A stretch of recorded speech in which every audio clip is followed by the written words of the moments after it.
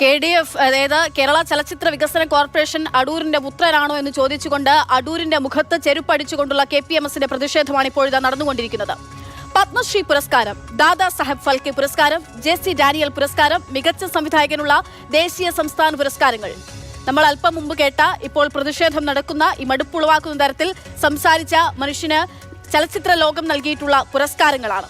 അതിനിടയിലാണ് മുന്നോട്ടെന്നുള്ള രീതിയിൽ പ്രതീക്ഷയിൽ നടത്തിയിട്ടുള്ള കോൺക്ലേവിൽ കഥാപുരുഷൻ ഇന്നലെ നടത്തിയിട്ടുള്ള പരാമർശം എന്ന് പറയുന്നത്. നാനാഭാഗത്ത് നിന്ന് വിമർശനങ്ങൾ ഉയർന്നു. പക്ഷേ തിരുത്താൻ ഇപ്പോഴും അടൂർ ഗോപാലകൃഷ്ണൻ തയ്യാറാകുന്നില്ല എന്നുള്ളതാണ്.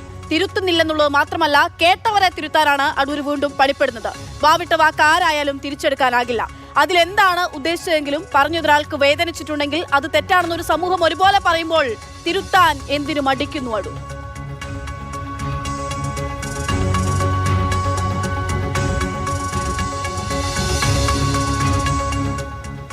സംസാരിക്കുന്നത് യാതൊരു ബന്ധമില്ലാത്ത ഒരു കുട്ടിയാണ് എണീച്ചതെന്ന് പ്രതിഷേധിച്ചത്. അവർ ആ കോൺക്ലേവിൽ എങ്ങനെ പങ്കെടുത്തു എന്നുള്ളത് അതിശയമാണ്. മനസ്സിലാവാത്ത ആളാണ് എണീച്ചിട്ട് ശബ്ദം ഉണ്ടാക്കുന്നത്. അപ്പൊ എന്തിനാണ്? ശ്രദ്ധിക്കപ്പെടാൻ വേണ്ടിയിട്ട്. ഇപ്പൊ ദിവസം ഇന്നത്തെ പത്രത്തിലെല്ലാം പടമില്ലേ, ഇന്നലെ ടെലിവിഷനിലെല്ലാം അവരുടെ പടമില്ലേ? നല്ല പബ്ലിസിറ്റി അല്ലേ?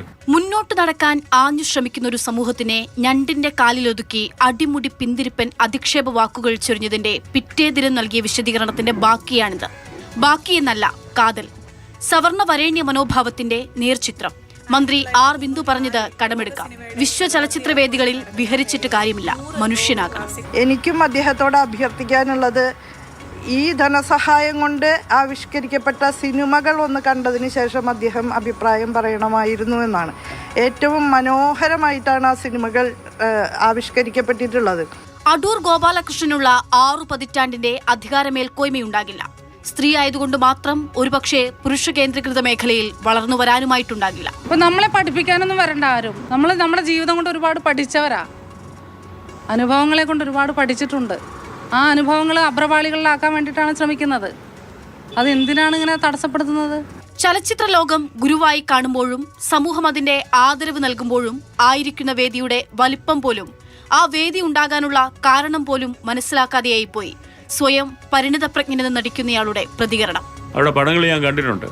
അതുകൊണ്ട് പലപ്പോഴും അവർക്ക് ഇങ്ങനെ ഒരു ഓറിയന്റേഷൻ കിട്ടാത്തതിന്റെ കുറവ് അതിൽ കാണാനുണ്ട്. അതുകൊണ്ടാണ് പറഞ്ഞത്. സിനിമ എടുക്കുന്ന ആർക്കും വേണമെന്നാണ് പറഞ്ഞത്. കാരണം ഇവർക്ക് കൂടുതൽ സംരക്ഷണം കൊടുക്കണമെന്നാണ് ഞാൻ പറയുന്നത്. അടൂർ സിനിമകളിലെ സവർണ രാഷ്ട്രീയവും അടൂർ ഇക്കാലം അത്രയും പറഞ്ഞ പ്രയോഗങ്ങളിലെ പൊളിറ്റിക്കൽ കറക്റ്റ്നസും വീണ്ടും ചോദ്യം ചെയ്യപ്പെടുകയാണ്.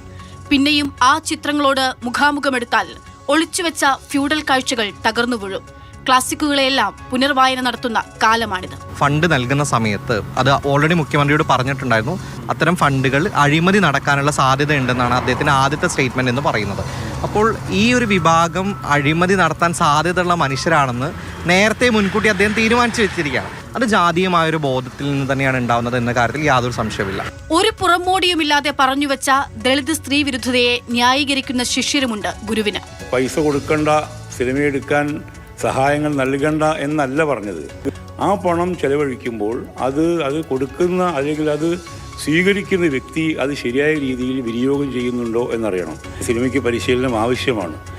അപ്പോൾ അടൂർ പറഞ്ഞത് വളരെ കറക്റ്റായിട്ട് എനിക്ക് തോന്നിയിട്ടുള്ളത്. 4 കെട്ടും കാർക്കിച്ചു തുപ്പുന്ന കാർന്നോരും കോളാമ്പിയുമില്ലാത്ത അടൂർ ചിത്രങ്ങൾക്ക് ചിന്തിക്കാൻ പോലും ആകാത്തവണ്ണം സിനിമ മാറിയിരിക്കുന്നു. ആ മാറ്റത്തിനൊപ്പം സഞ്ചരിക്കുകയാണ് ഈ നാട്. തിരുത്തേണ്ടവ തിരുത്തുക തന്നെ വേണം. News desk, Mathrubhumi news.